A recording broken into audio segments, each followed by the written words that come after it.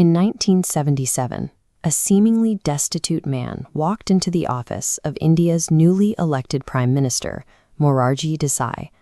He had come to settle a debt with the country he served. The man requested financial compensation for deep cover operatives who had been imprisoned in Pakistan. Desai looked at him and asked why the Indian government should be responsible for a pension if a foreign power decided to keep him in jail for 20 years. The man was Mohanlal Bhaskar. Before standing in this office, he had infiltrated Pakistan 16 separate times, successfully retrieving classified intelligence on every mission.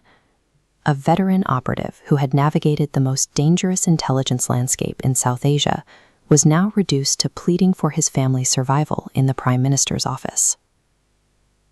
To understand the weight of that rejection, we have to look at Bhaskar's 17th mission and the extreme cost of the silence he maintained in a Pakistani cell.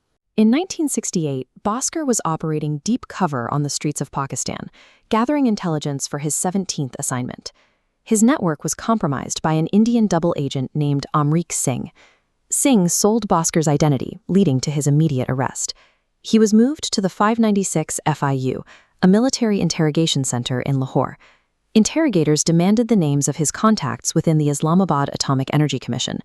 When he refused to speak, they used tree branches with sharp edges to strike him for over an hour, leaving him unconscious and covered in his own blood. Bhaskar realized that standard physical endurance would eventually fail. Surviving this required him to mentally detach from the suffering of his own body. He was eventually transferred to the final interrogation center in Rawalpindi, placed under the command of high-ranking officers and a torture specialist named Dr. Saeed. Dr. Saeed shifted the tactics towards psychological and medical manipulation. To induce terror, he dropped a thick, caustic substance directly into Bhaskar's eyes, threatening him with permanent blindness if he didn't reveal his sources. Under the pressure of high blood pressure injections and threats, Bhaskar executed a desperate countermove. He convinced a guard to give him a tin of raw tobacco, then swallowed the entire contents at once. The resulting nicotine poisoning caused a severe medical emergency. Guards, fearing the death of a high-value prisoner, were forced to hospitalize him, successfully stalling the interrogation. Upon his return to the cell, Bhaskar began feigning complete feral madness. He tore his clothes to shreds, refused to bathe, and plucked out his own beard hair by hair to ensure the guards viewed him as a broken, subhuman shell. This manufactured insanity became his ultimate defense. He sacrificed his dignity and his appearance to protect the intelligence he carried. As Bhaskar remained in isolation, the geopolitical situation outside his cell erupted into the 1971 Indo-Pak War. His prison sat directly adjacent to the Mianwali Air Base, a primary target for the Indian Air Force. At night, Indian Canberra bombers began raining explosives onto the runway just outside the prison walls. While guards ran for cover, Bhaskar and the other Indian prisoners cheered in the darkness. They stood in their cells, shouting Hindustan Zindabad as their own country's bombs shook the foundation beneath them.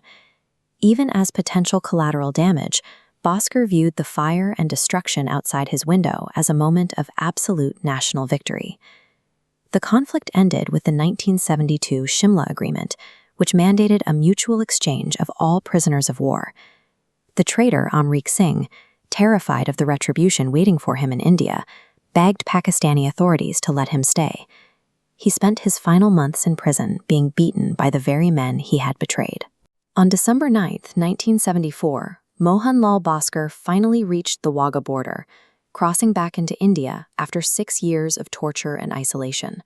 While Singh remained in a foreign cell, Bhaskar returned as a man who had successfully held his silence under the most extreme conditions a human can endure. However, the state did not acknowledge his sacrifice.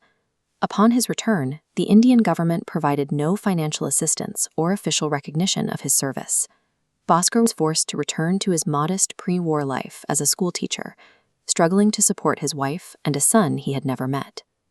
That 1977 meeting with Morarji Desai took place after Bhaskar had endured years of torture and manufactured madness.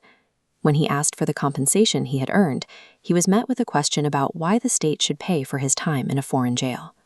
Bhaskar's story ends with the coldest reality of deep cover espionage. You sacrifice your humanity for a country that, in the end, considers you entirely disposable.